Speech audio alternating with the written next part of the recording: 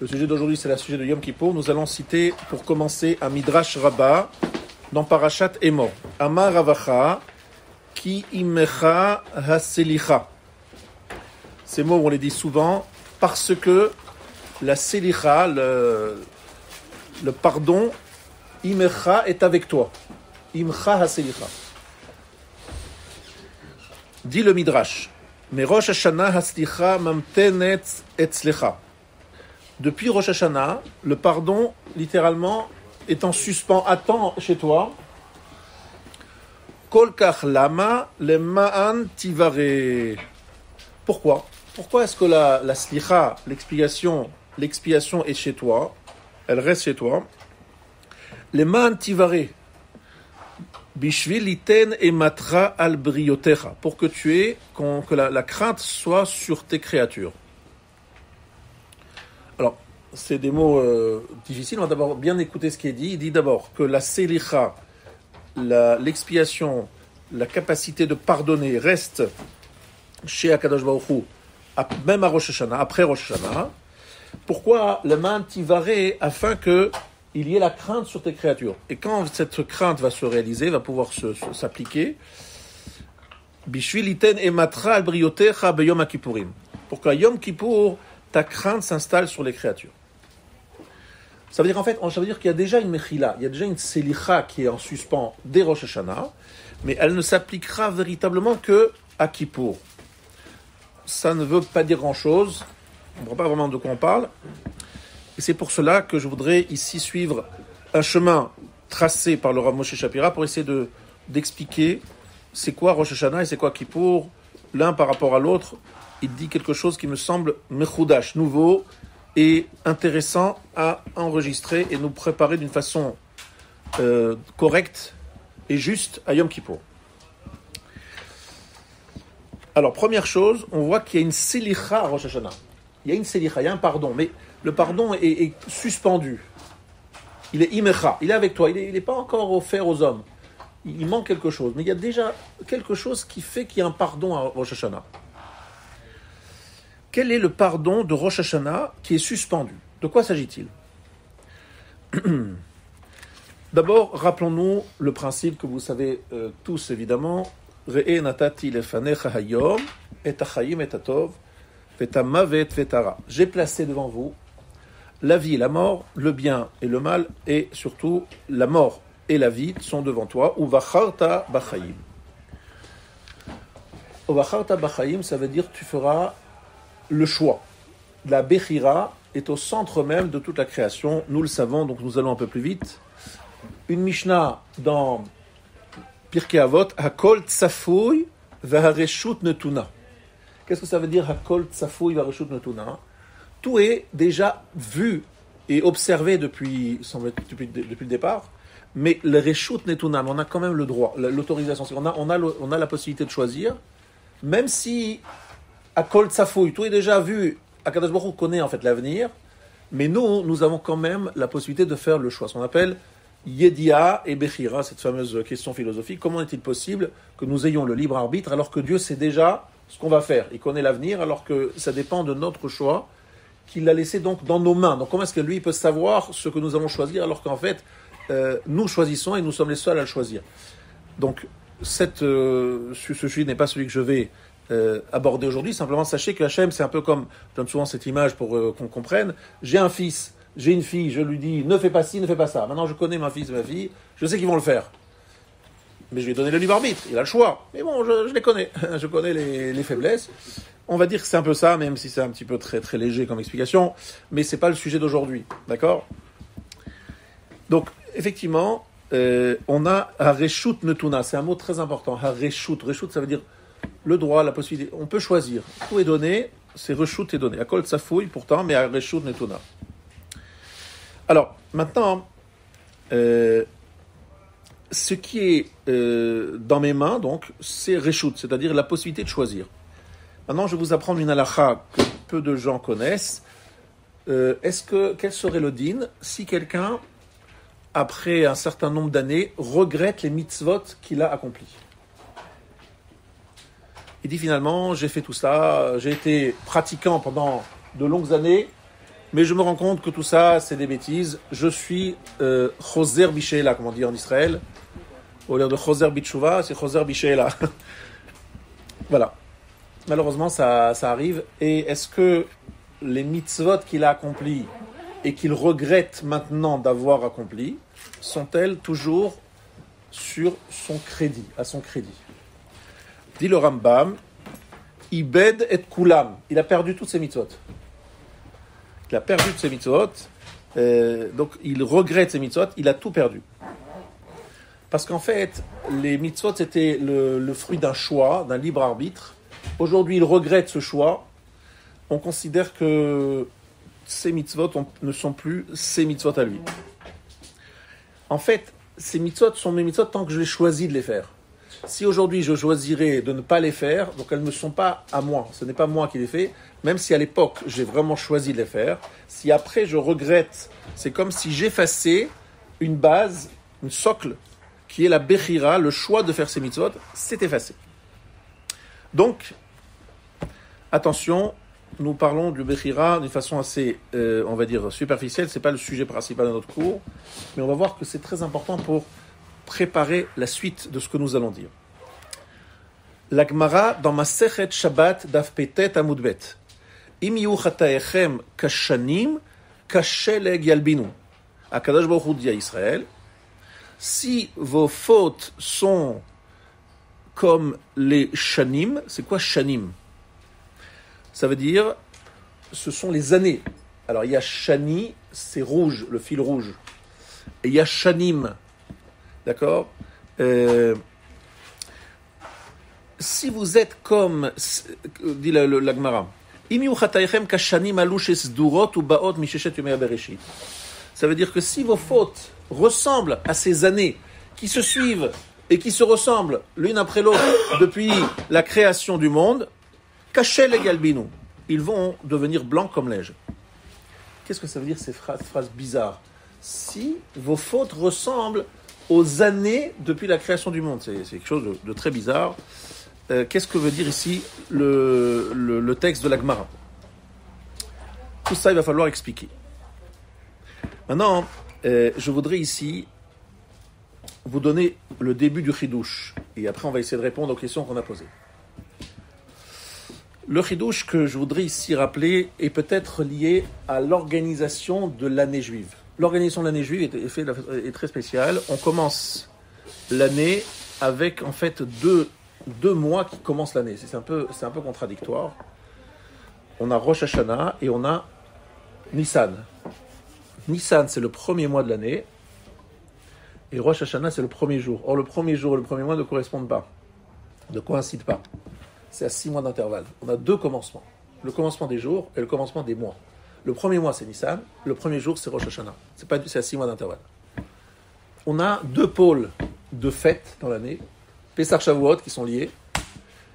Et Rosh Hashanah, Kippour, Sukkot, qui sont liés. C'est qu'en fait, vous avez ici deux groupes.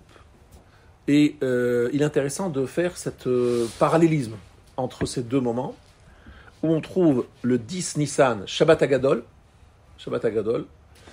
et on trouve Yom Kippour, 6 mois avant ou 6 mois après, Yom Kippour, le 10. Et vous le savez, il y a une question qui a été posée par Rabbeinu Tam, pas plus que Rabbeinu Tam. Comme qui est l'halakha? Rabbi Eliezer, il dit, et Rabbi Yoshua dit, qu'est-ce qu'ils disent? Quand est-ce que l'homme a été créé? Quand est-ce que le monde a été créé? Est-ce qu'il a été créé en Nissan ou a été créé en Tishri? Marlouk, il y a une discussion. C'est quoi la halakha? La halakha, c'est que les deux ont raison. Un, il parle de la marshava, de la pensée, de la conception, et l'autre, il parle de la réalisation. Rabbeinu Tam nous dit qu'en fait, le monde a été conçu en Tishri, mais il a été réalisé en Nissan. Ça ressemble d'ailleurs à Yitzhak. Yitzhak a été conçu la nuit de Rosh Hashanah, il est né à Pessah.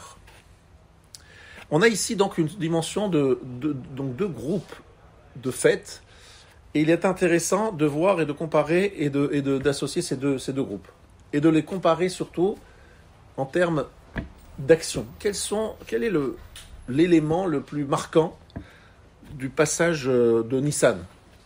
C'est Bitul Chametz.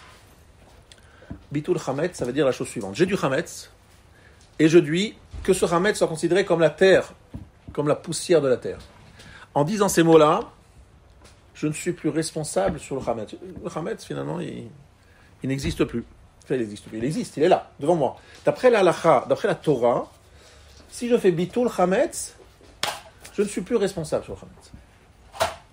C'est quoi bitul? C'est de dire que c'est comme le poussière de la terre. C'est juste une phrase. Ça, j'ai des monceaux de Hametz. J'ai des millions de Hametz. Des millions d'euros de Hametz.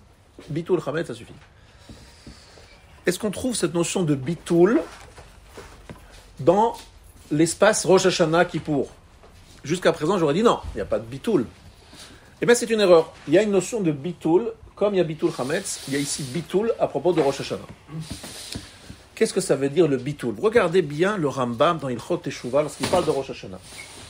Où il dit qu'en fait, à Rosh Hashanah, on fait un bilan et on regarde quel est le rov, la majeure partie, et quel est le mi'out, quelle est la minorité. C'est-à-dire qu'on regarde le nombre des fautes. A priori, c'est le nombre. Bon, vous avez bien compris que c'est sûrement pas le nombre, c'est en fait une... Bon, on ne sait pas comment Hachem, il évalue ça, mais on va dire que il va y avoir une évaluation de savoir dans quelle direction cet homme est plus orienté. Est-il plus orienté vers la spiritualité ou est-il plus orienté vers la matérialité?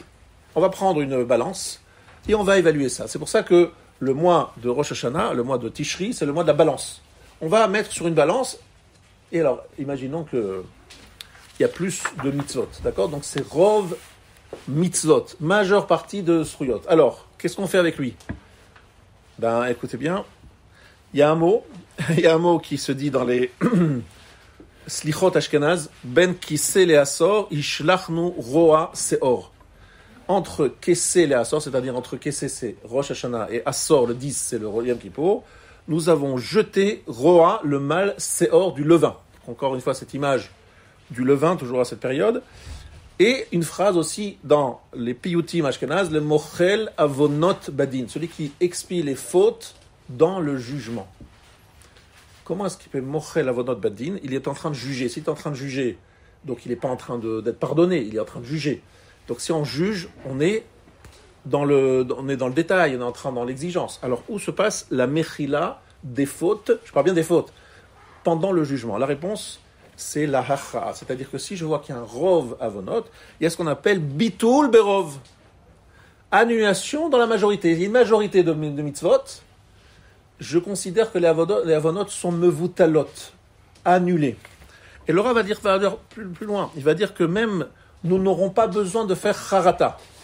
Pourquoi? Vous entendez? Éviter, ça c'est un grand chidouche, éviter la charata. La charata, c'est le regret.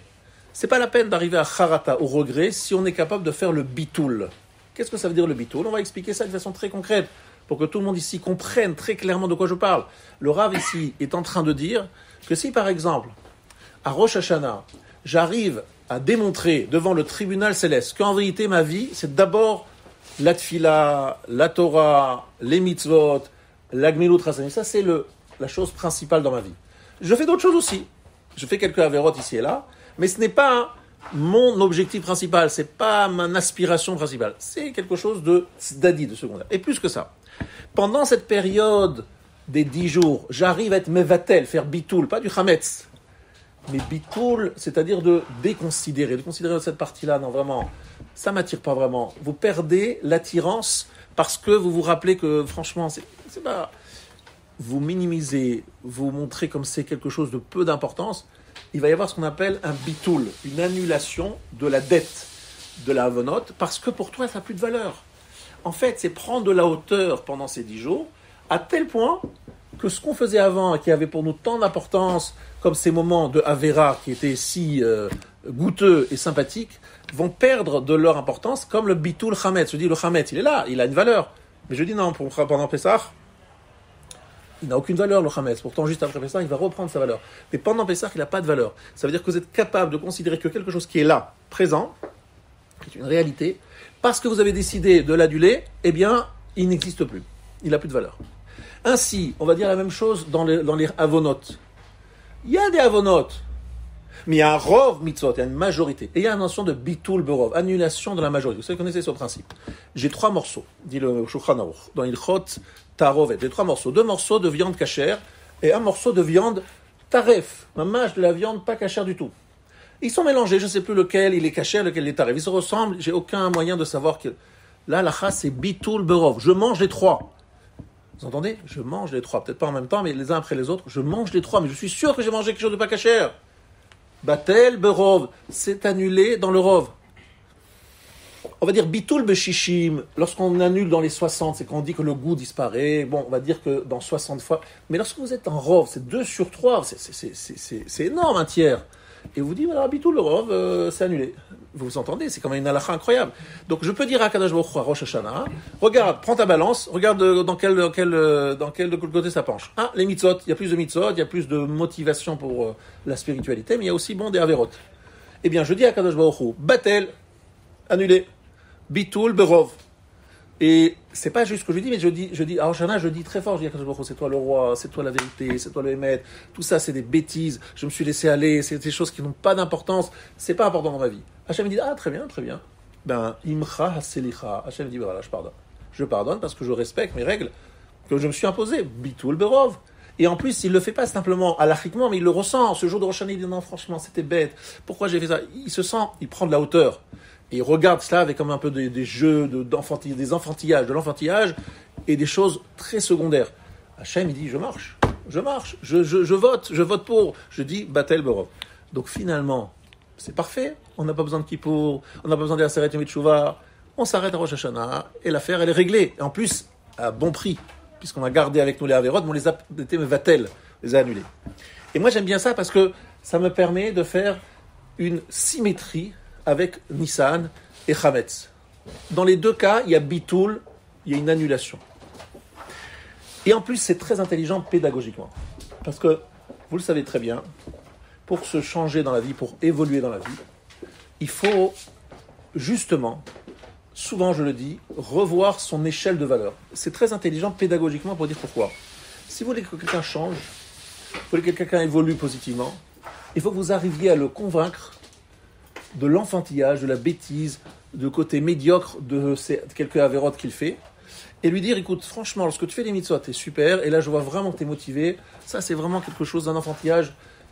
Et lorsqu'un homme, à cet instant-là, est convaincu du côté médiocre, du côté inintéressant, il se détache de la avéra. Vous voyez ce que je veux dire? Ça a plus d'importance. Je vous ai expliqué ça plusieurs fois, qu'une des raisons pour laquelle nous faisons le vidouille, etc., c'est se détacher de l'Avéra. Je vous ai expliqué plusieurs fois qu'une des raisons pour laquelle on faute, c'est qu'on se dit, moi, je dois avoir cette Avéra. Cette Avéra, elle fait partie de ma vie. Si je m'en sépare, je ne peux plus vivre. Ça fait partie de mon identité, des raisons de mon existence. J'ai besoin de ça. Si vous arrivez à vous convaincre que ce n'est pas important, que c'est juste un truc secondaire, etc., vous allez arriver à vous en détacher. Et toute la Torah, elle fonctionne sur Ikar et Tafel. Dans Ilchot Brachot, vous avez une tarte aux pommes. Vous faites quelle bracha? Mezonot. Combien il y a de pommes? Des fois, il y a plus de pommes que de tartes. Alors après, il y a des règles. Qu'est-ce qui est Ikar, qu'est-ce qui est Tafel, qu'est-ce qui est principal, qui est secondaire. Mais une fois qu'on a décidé que c'est la tarte, c'est-à-dire la pâte qui est Ikar, qui est principale, vous ne faites plus Boré Peria Etz sur les fruits. Pourquoi? Et même d'ailleurs, s'il y a une pomme qui se sort de la pâte, de la tarte, qui tombe, et après vous êtes en train de manger un morceau de pomme, c'est tout, il n'y a plus, parce que vous avez mangé déjà la tarte. Vous ne faites plus la bracha sur la pomme. Parce que vous avez rendu quitte de l'ensemble qui s'appelle la tarte dans laquelle il y avait des pommes. Les pommes sont une partie de la tarte. Donc même si aujourd'hui la pomme elle s'est détachée de la tarte, ça reste une partie de la tarte et vous ne faites pas du tout boré priaet. Les gens ne le savent pas. Et des gens qui disent mais on pourrait peut-être pas prendre peut-être un morceau de pomme d'abord et faire la bracha. Surtout pas. C'est bracha shenatzricha, une bracha inutile. Et surtout la Torah va nous apprendre la notion de ikar et tafel, principal. Melartecha tafel toratra ikar. La Torah doit être principale, le travail secondaire. Dans notre vie, il faut que les moments de Torah, même si en quantité, en nombre d'heures, il y a plus d'heures au travail, mais si le plus important pour moi, c'est ma tfila, c'est ma Torah, c'est mes gmilut rasadim, le reste est batel, ça s'annule. C'est tout le principe de notre vie qui est ici mis en avant. Donc je pense qu'à Rosh Hashanah, on a plus facilement ce travail-là, cette facilité donc de faire un bitoul, une annulation des fautes, et cette annulation se fait par le système que je viens d'expliquer. Maintenant, donc on aurait pu se suffire de Rosh Hashanah. Puisque Rosh Hashanah, on s'en est sorti. Pourquoi revenir sur Kippour? Non, Akadosh Baruch Hu dit non, ça me va pas. Nous rappelons le Midrash que nous avons cité au début du shiur, qui imecha haselicha, l'expiation, le pardon est avec toi.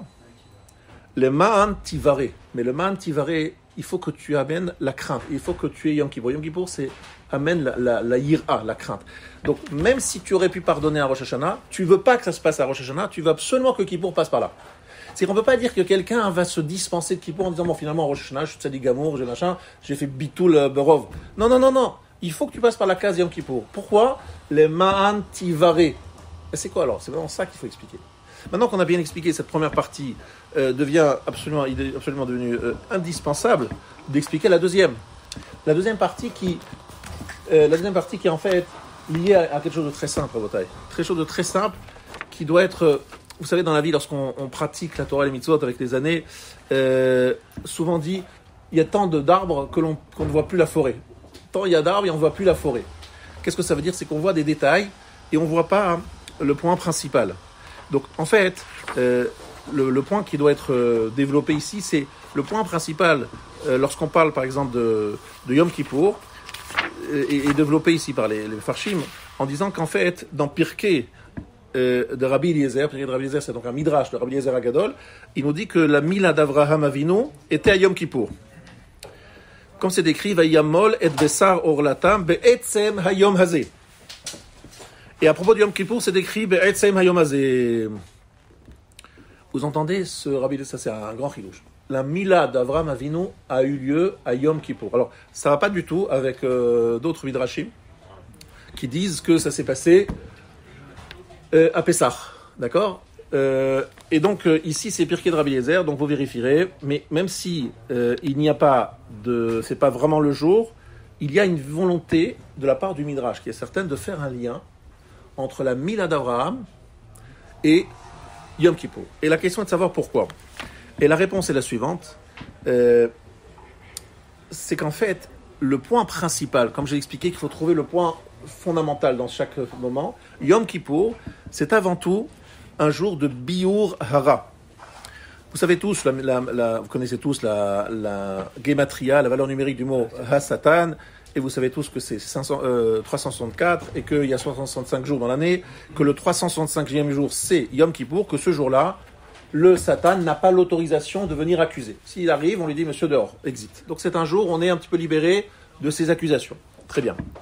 Mais vient un des grands chachamim d'Ibitsa. Ibitsa, c'est une chassidoute qui en fait, il nous dit qu'il y a une juxtaposition entre le renversement de Sodome, la paracha qui parle de le renversement de Sodome dans Royera, et la Mila d'Avraham.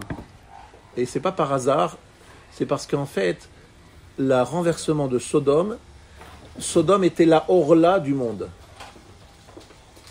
Sodome, c'était la Orla du monde, la Orla, le prépuce du monde. Et enlever la Orla du monde, enlever Sodome, et enlever la Orla d'Avraham, et j'arrive maintenant à la raison pour laquelle je vous apporte ça, le Shla Kadosh, au nom du Sefer Tolat Yaakov, Yom HaKippurim, ou Yom Higalot HaMaor HaElyon, ou Sod Olam Haba, Shen bo lo achila velo shtiya. לפיכך נצטווינו להתענות בו, לרמוז על המאור המתגלה ביום ההוא, אשר בהתגלותו יופיעו כל מיני צהלה ושמחה וכפרה. Ça veut dire qu'il dit que le jour de Yom Kippour est un jour où s'éveillent, s'éclairent les lumières du Olam Haba. C'est-à-dire ce qui va venir dans l'avenir, ce qui va se faire plus tard, a déjà un éclairage à Yom Kippour. Et c'est quoi, dans quel domaine? Le Rav Tzadok HaKohen écrit Biur harad eleatid yeh beyom HaKippurim. Il pense que l'extinction du mal, la disparition du mal, qui aura lieu dans le monde futur, enfin à la fin des temps, aura lieu à Yom Kippour. Et qu'en fait, Yom Kippour, c'est un jour où on est en train déjà de fêter la disparition du mal. Mais ce qui est important au niveau du symbole, pas seulement du symbole, mais aussi la façon de vivre Kippour, c'est Hasarat HaOrla, la fin de la présence des forces du mal, Biurara, la disparition du mal. Voilà ce qui compte ici et sur lequel le Rav insiste. Ça veut dire que lorsque l'on veut comprendre ce qu'est Yom Kippour, c'est vraiment Biurara. Là, vous vous rappelez la différence entre Bitul et Biur. Voilà ce que je voudrais dire dans ce shiur, c'est un chidouch gadol. C'est qu'en fait, je voudrais dire que Rosh Hashanah c'est Bitul et Yom Kippour c'est Biur. C'est-à-dire faire disparaître. Vous savez qu'il y a deux mitzvot à Pessah. Il y a Bitul Chametz qu'on fait avec la bouche, on dit c'est qu'Afradera, c'est comme la poussière de la terre. Mais on lui dit non, ça suffit pas, il faut prendre le chametz et le brûler, chercher le chametz dans tous les coins et les recoins, le faire disparaître et le brûler. Ça s'appelle biur chametz. Je voudrais vous dire aujourd'hui, c'est le chidouche de ce shiur, bitul à Rosh Hashanah, biur à Yom Kippour. Disparition, éradiquer le mal. Vous avez compris? C'est la différence entre bitul et biur. Bitul, il existe, mais il est annulé par son importance. Biur, c'est disparition totale. Ça, c'est ce que j'ai compris des écrits de Rav Moshe Shapira. Et en fait, je vais vous expliquer ce qu'il y a derrière tout cela. Ce qu'il y a derrière tout ça, c'est une discussion qui est rapportée dans Shabbat, à propos de Matan Torah, que tout le monde ici connaît, lorsque les Malachim s'opposent à ce que la Torah soit donnée à Moshe. Ils s'opposent, ils disent non, pas question, comment c'est possible? Une Torah Hakedosha, une Torah si sainte, va être donnée à des hommes de chair et de sang qui pensent à quoi? Qui pensent à plein de ch'touillottes, plein de bêtises. Qu'est-ce que dit Moshe? Il dit, mais regardez la Torah, qu'est-ce qui est écrit dans la Torah? Dans la Torah, c'est écrit, tu auras des enfants, dans la Torah, c'est écrit, tu honoreras ton père et ta mère, dans la Torah, c'est écrit ceci, cela. C'est écrit des choses qui sont en vérité des choses qui ne sont pas applicables par des malachim, des anges. Alors, on va aller un peu plus loin. On a dit, Barati Torah, Barati Yetzarara, Barati Torah Tavlin. Akadosh Baruch Hu a créé le Yetzarara, mais Akadosh Baruch Hu a créé la Torah Tavlin. Tavlin, ça veut dire, en fait, une épice. Et comme on l'a expliqué de nombreuses fois ici, la notion de Tavlin, c'est en fait quelque chose qui est une épice, donc qui permet de consommer. Lorsque vous voulez consommer quelque chose, eh bien, lorsqu'il est fade, c'est compliqué, vous n'avez pas envie. Lorsqu'il est bien épicé, on sait très bien que la cuisine, c'est la cuisson et les épices, les sauces. D'accord? L'accompagnement. Ça, c'est la cuisine en deux mots. Et donc, effectivement, la chorma ici, c'est de dire que la Torah est Tavlin. En fait, qu'est-ce que dit Moshe Rabbeinu? Il dit aux anges, messieurs, vous voulez réduire le champ d'action de la Torah. Qu'est-ce que ça veut dire réduire le champ d'action? Le champ d'action de la Torah, ça veut dire, vous voulez que la Torah reste pour les anges, donc elle ne se frotte pas avec le Yetzer Hara. Moi, je vous dis que c'est la réduire. Vous vous dites que c'est plus noble pour elle de rester avec des anges, plutôt que de se frotter à ces êtres de chair et de sang. Et moi, je vous réponds, c'est beaucoup plus puissant de se frotter avec des êtres de chair et de sang, parce qu'elle va pouvoir révéler un de ses aspects, une de ses facettes, qui ne pourra jamais se révéler si elle reste chez les anges. Et c'est quoi cet aspect-là? C'est Torah Tavlin. L'odibra Torah et la keneged yetzarara. Exemple, dans Ki Tetsé, et qu'il y a une belle femme captive, l'odibra Torah, la Torah parlait contre yetzarara. Donc en fait, c'est très intéressant de voir que l'option yetzarara, qui existe ici sur Terre, eh bien c'est elle qui est visée, et on va le voir tout de suite dans Yom Kippour, c'est vraiment cette notion de biurara, de faire disparaître le mal, qui reste l'élément central de Yom Kippour. Ce biurara, comme le biur chametz, alors que Rosh Hashanah c'est bitul chametz, bitul hara. Ici, cette notion de biurara, elle se fait de quelle façon? On reçoit à Yom Kippour les luchot shniot, les deuxièmes tables. C'est pas un événement qui est arrivé ce jour-là par hasard. C'est évident qu'il y a un lien profond entre les deuxièmes tables, à tel point que c'est lié. Vous savez qu'on va tous faire une séouda importante la veille de Yom Kippour. Certains croient que c'est juste pour se donner des forces, pour bien jeûner le lendemain. Faux. On dit que c'est la fête de la réception des deuxièmes tables. Comment est-ce qu'on va faire cette fête? On ne peut pas la faire Yom Kippour. Puisque Yom Kippour, on ne peut pas jeûner, on gêne, on ne peut pas manger. Donc, il fallait faire cette fête la veille, parce qu'on va recevoir la Torah demain, Luchot Shniot. Ne rien faire lorsqu'on reçoit les deuxièmes Luchot. Donc, la fête se fait la veille. Donc, on est bien dans un moment très important qui est la réception des deuxièmes Luchot. Les deuxièmes Luchot, vous le savez tous, sont installés, sont placés à côté.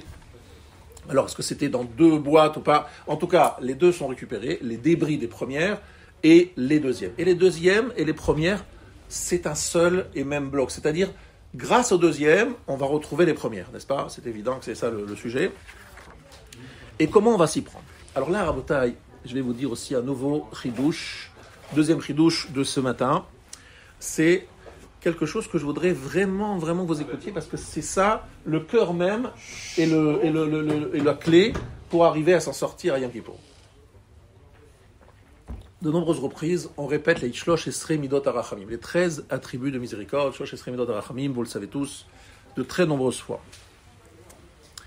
Alors, chez Shlosh Esrei Midot HaRachamim, c'est en fait la suite de Matan Torah. Alors, c'est très intéressant, Matan Torah, un don de la Torah, puis un don, une explication, un cadeau qui est donné, révélation des Shlosh Esrei Midot HaRachamim.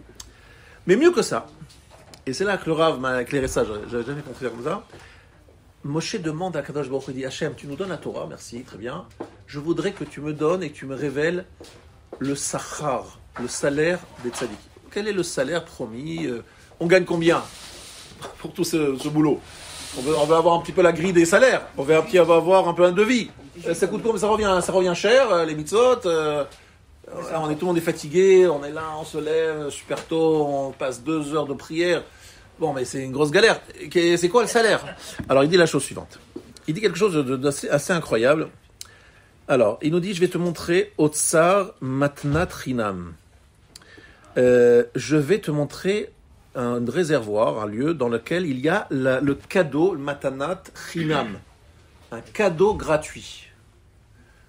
C'est écrit comme ça dans la Gemara. Et il lui a montré, à Kadosh Baruch Hu, Otsarot Shel Sachar, donc les réservoirs, les trésors, les endroits où sont entreposés les coffres-forts dans lesquels sont le salaire du peuple juif. Et alors il lui dit comme ça, Zelami, pour qui c'est réservé tout ce beau salaire, ces montagnes d'or, d'argent? Il dit, mais c'est pour qui tout ce trésor? Il lui dit, le mi, Amarlo à Kadosh Baruch Hu, le mi sheyesh lo zchut, aninoten mishelo. Celui qui a un mérite, je vais lui payer parce qu'il le mérite, tout simplement. Michelo, c'est-à-dire que c'est à lui, ça lui revient de droit. Ou mais celui qui a rien, il arrive, il dit voilà, j'ai rien. Qu'est-ce qui se passe?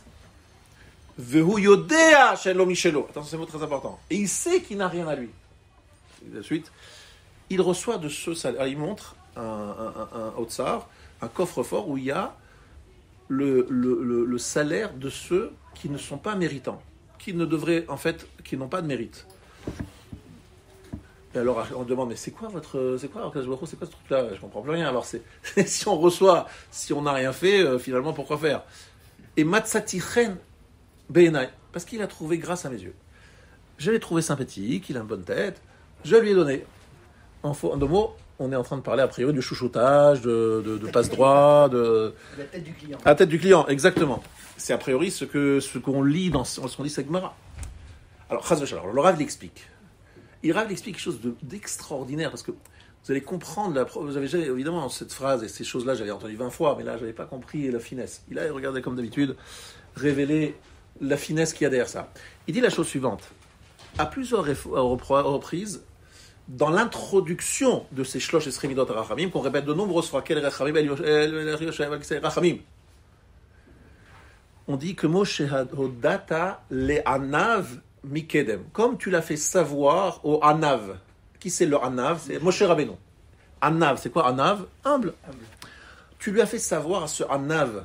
On insiste là-dessus avant de commencer les récitations des Shlosh Esrei Midot HaRachamim. On insiste sur le fait qu'il est Anav. Et en fait, le chen dont on parle, Matzachen, j'ai trouvé grâce, c'est quoi le charme? C'est quoi le charme? Il est quoi? Il est beau, il a la tchatch, il est sympathique. Qu'est-ce qu'il a de beau? Eh bien, le chen, c'est justement la notion de la hanava. Qu'est-ce que ça veut dire la hanava? Celui qui est certain, convaincu qu'il ne lui revient rien, à celui-là, je veux lui donner parce que justement, il trouve grâce à mes yeux parce qu'il a compris qu'il ne revient à rien. S'il ne comprend que rien ne lui revient, à ce moment-là, je vais lui donner un certain... Alors attention, ce n'est pas le même salaire, c'est un autre otsar, un autre coffre-fort, un autre type de récompense.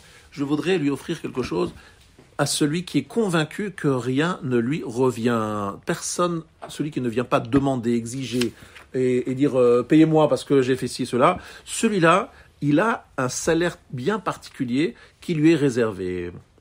Donc en fait, ici c'est très intéressant parce que je voudrais ici vous montrer ce que Yom Kippour est en train de révéler ici.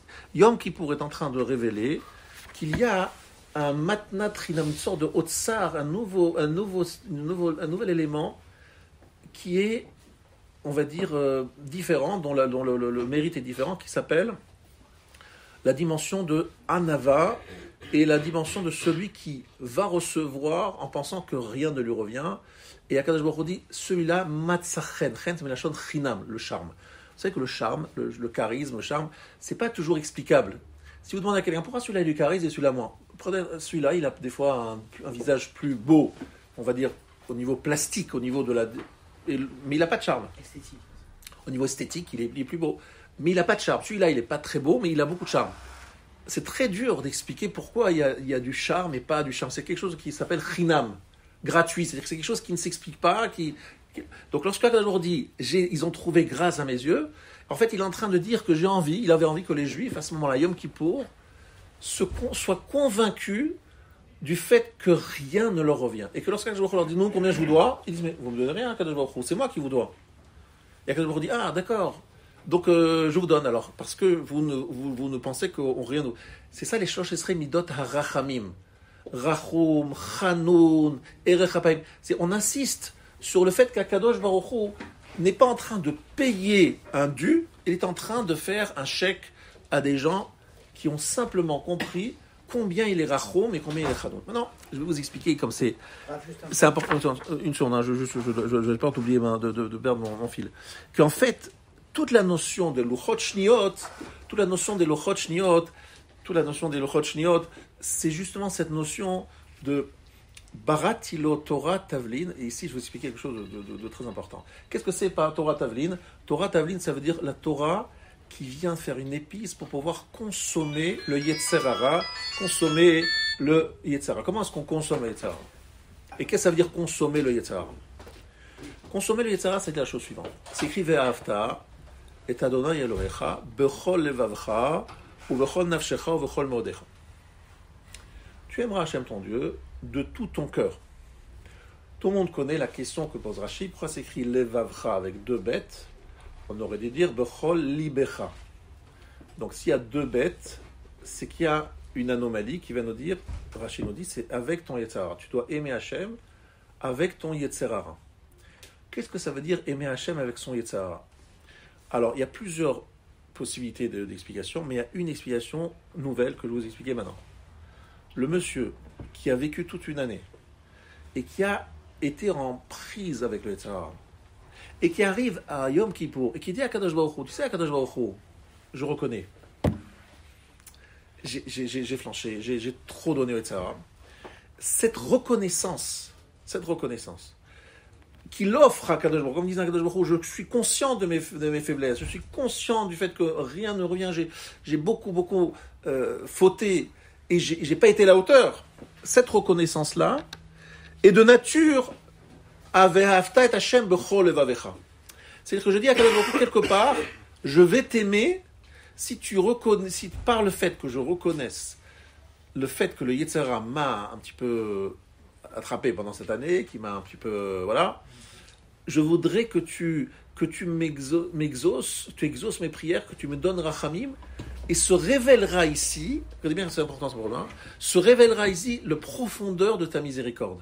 Parce que si malgré le fait que je ne suis pas, alors que je ne suis pas méritant, tu finis par me gracier parce que je reconnais que je ne suis pas méritant, quelque part le Yetzer Hara, les fautes m'ont permis de dévoiler un aspect de ta personnalité qui n'aurait jamais été dévoilé si j'avais été Tzadik Gamour.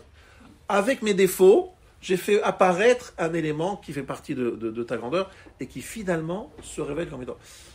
Vous savez, je vais bifurquer maintenant et vous allez comprendre jusqu'où je vais arriver. On est aujourd'hui le 10 septembre. On est la veille du 11 septembre. Le 11 septembre, il y a 20 ans, exactement 20 ans maintenant, un événement qui a bouleversé tout le monde. Tout le monde a été bouleversé. Il y a eu Ishmaël qui a touché Esav au cœur même de leur capitale. Et il a touché quoi? 2 tours qui représentent le capitalisme. La société de marché, l'économie mondiale a été touchée par ces Ishmaël d'une façon incroyable, que même beaucoup de gens disent, ils ont eu, entre guillemets, une siata d'Ishmaël, on va dire comme ça, ils ont été très forts parce que ce n'était pas évident de terre. En général, ils n'ont pas autant de force et de génie pour toucher exactement là où ils devaient toucher. Ça a été diabolique. 20 ans plus tard, les États-Unis se retirent d'Afghanistan leur guerre contre Ishmaël, ils avouent, on a échoué. On a voulu rendre Ishmaël Esav, et finalement, Ishmaël a dit, on n'a pas envie, même ceux qui ne sont pas des talibans, n'ont pas envie d'accepter le système esavique. Il veut rester Ishmaël. Et cette opposition incroyable, lorsque vous avez aussi des jugements qui se font sur le 13 novembre, encore une fois, ce sujet qui revient, l'Occident face à l'Orient, l'Ishmaël face à Esav, qui se renouvelle, vous devez penser à un midrash qui est impressionnant. C'est un Zohar HaKadosh que nous avons cité de nombreuses fois, qui nous dit que le jour de Rosh Hashanah, à Kadosh Baruch Hu, est comme Yitzhak qui appelle Esav et lui dit « Je vais te donner les brachot ». Et Esav va chercher le gibier. Et pendant ce temps, Yaakov rentre. Et il prend les brachot. Et Esav arrive, il est très en colère. Rosh Hashanah, c'est le jour où les brachot doivent être donnés. Les brachot sont donnés chaque Rosh Hashanah. Et Yaakov, chaque année, il veut de nouveau reprendre les brachot à son compte. Et Esav est chaque fois de plus en plus énervé. Donc il va le poursuivre, etc. Et arrive Yom Kippour. Yom Kippour, c'est le jour où on lui donne le Sa'ir, la Azazel. Les cadeaux qui font que Esav se tait. Et il dit, bravo, bon, Yaakov, voilà, quelque part, il accepte. Il embrasse Yaakov. Il se prosterne devant Yaakov. Yaakov obtient, grâce à ce cadeau, le droit sur les brachot. Vous avez tous entendu ce Zohar Kadosh. Ça ne vous fait rien penser, regardez bien, ça ne fait rien penser au fait que, justement, à Yom Kippour, doit se faire le choix. Et ce Yom Kippour, Esav doit reconnaître et accepter le fait qu'on envoie Seir l'Azazel et qu'il accepte le rôle de Yaakov. Il y a un problème d'acceptation de son rôle. Esav voudrait imposer au monde entier un système dans lequel Dieu est absent, mais que le monde fonctionne en fonction de l'économie de marché, de la démocratie, tous ces systèmes qui sont peut-être très valables, mais qui finalement, ils n'arrivent pas à les exporter. Et lorsqu'ils essayent, ça flanche. Et il faut réfléchir à tout cela. Ce jour-là, 11 septembre, où Ishmaël a frappé au cœur d'Esav, et Esav s'est dit, je vais me venger, je vais leur montrer. Et plus ils veulent leur montrer, et moins ça marche. Et c'est en fait très intéressant de voir que ce choc-là doit nous faire penser un petit peu à ce qui va se passer le jour de Yom Kippour. Le jour de Yom Kippour, Akadosh Baruch Hu va nous demander, dis-moi, de quel côté tu es, Esav ou Ishmaël, ou Israël? Là, on doit envoyer le Sa'ir la Azazel. C'est quoi envoyer le Sa'ir la Azazel? C'est dire à Akadosh Baruch Hu, ça c'est pas moi, ça je ne suis pas Esav, moi je suis pas Esav. Esav c'est là-bas, je l'envoie. C'est-à-dire que c'est pas moi, je ne m'identifie pas à Esav. C'est-à-dire que le jour de Kippour, il faut être capable de se dissocier du système esavique qui est entré en nous, parce que tout simplement, on a pris les habits d'Esav comme Yaakov, mais Kol Yaakov reste. Il y a la voix de Yaakov, malgré le fait qu'il y a les habits d'Esav. Ça, c'est très important le jour de Kippour. Et pourquoi je vous parle de ça suite à mon shiur? Parce que mon shiur, c'était de vous dire quoi? C'est que c'est Biurara, faire disparaître le mal, le jour de Kippour. Le Biurara se fait à deux niveaux. Au niveau interne, qui s'appelle le Seor Shebaïssa, le levain de la pâte, comme le Chametz, il faut qu'on enlève nos mauvaises midot, il faut qu'on combatte le Yetzirah. Baratilot Torah Tavil, la Torah est une sorte d'épice contre le Yetzirah. Et il y a une deuxième chose qu'on doit éradiquer, c'est l'influence esavique, l'influence des nations occidentales qui nous amène dans un système qu'il voudrait imposer au monde entier. On voit que ça ne fonctionne pas avec Ishmaël. La question est-ce que Israël est capable de rester Israël sans être influencé par Esav, en gardant son identité? Ça, c'est la question. Et le jour justement de Rosh Hashanah de Kippour, on est là pour rappeler notre véritable identité. Donc on est dans le Biurara, dans deux dimensions. Esav est né de côté, et Seor, le levain, est enlevé. Et ça, c'est exactement, Magui, je reviens au début du shiur. Imcha haselicha. Avec Rosh Hashanah, on aurait pu faire le principe de Bitul Chametz. C'est-à-dire, Bitul, le Rov, c'est des mitzvot, même s'il y a un miout, une minorité de mitzvot, on dit Bitul Berov. On va d'après, on voit que la balance, elle penche plutôt vers le Tov. Donc ça suffit, c'est bon. Non, les ma'am tivaré, je ne veux pas du tout ça, ça ne me va pas du tout, ça me convient pas. Je veux la ira, je veux que ça s'applique à Rosh Hashanah, je veux que Rosh Hashanah, Yom Kippour se réalise. Pourquoi Yom Kippour se réalise?